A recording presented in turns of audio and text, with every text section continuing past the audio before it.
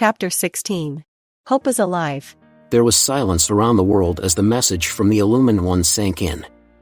Then gradually a ripple of applause started to break out, which grew and grew into a huge and tumultuous celebration of hope from millions of people that echoed from all four corners of the globe.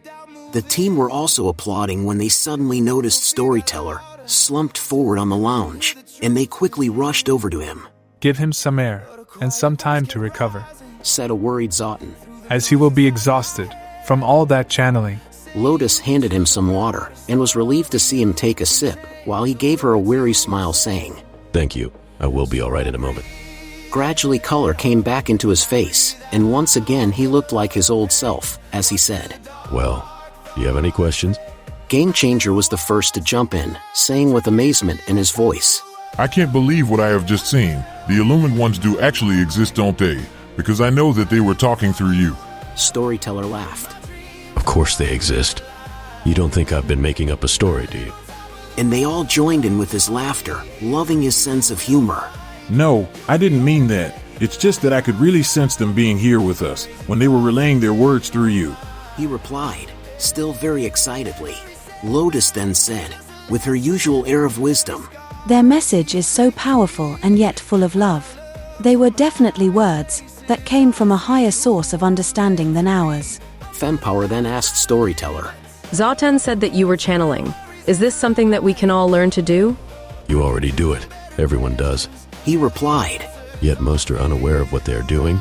Think of the times when you were about to do something, and then an inner sense warned you not to, which turned out to be the right decision for you.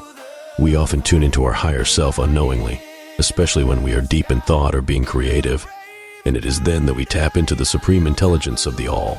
These are also times when we can sense the advice being given to us by our universal guides, who are spiritual beings that are here to help us remember who we truly are. We are not alone in the greatest game of all, because in many ways our spirit guides are like the cheat codes that you have in your competition game that show you shortcuts to reach the next level. Wow.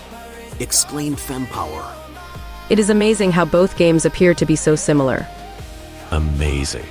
Agreed Storyteller, smiling, and then he added with passion, The baby boomers were being channeled during their movement to bring peace and love to the world. And in this time, great civil rights leaders emerged such as Martin Luther King Jr., who quoted, "Darkness cannot drive out darkness. Only light can do that. Hate cannot drive out hate. Only love can do that." It was a tragic and sad day when he was assassinated, but can you all see that his message is just as important today as it was then? And the world replied, with an understanding and emotive, yes. He then went on to say, There is still fear and inequality existing between people of different colors, and it is heartbreaking to see that the beautiful love movement that began in the 60s was never able to finish what it had set out to do, but there is still hope for us today. Leaders and people from all nations are now being channeled with the power of love, and that is why the ancient Hermetic teachings are being revealed to everyone. We live in the mind of the all, and our universe is mental, which means we can use the thoughts and intentions of our minds to change the course of self-destruction our planet is facing today. "I understand this," said Zotan. "but how do we achieve this in such a short time, when you say it has taken thousands of years to reach the level we are at now?" Storyteller answered, We must do it the same way that love and peace was promoted in the 60s.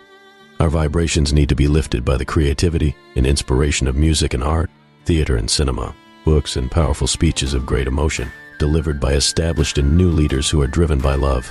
Collectively, we must raise our consciousness to the level of superhuman and use our minds in the ways that we are now aware of through the ancient Hermetic teachings of the Kabbalion. Each one of us is so important in our efforts to change our world into becoming what we truly want it to be. TV and radio must also play their part in driving this change, and huge international corporations will begin to see that greed only limits their success. They will soon discover that when they give back to the world, it increases abundance, not just for their shareholders but for the benefit of all. We must rally in the streets in our millions holding hands and sing together songs of love and peace, regardless of any race or religious differences we may have had in the past. We should sing songs in many different languages to heal our planet, songs of equality for all, songs of love for humanity, and songs of togetherness. We should dance with wild abandonment and embrace each other with a passion for life. Do you all hear us? He called out on behalf of the Illumined Ones, and the world answered in one voice, yes. We can't hear you. He screamed out, and the world with a new voice of freedom screamed back, "Yes, yes, yes, oh my God, yes." As they did, lifted them up to another level of excitement and joy that they had never experienced before in their lives.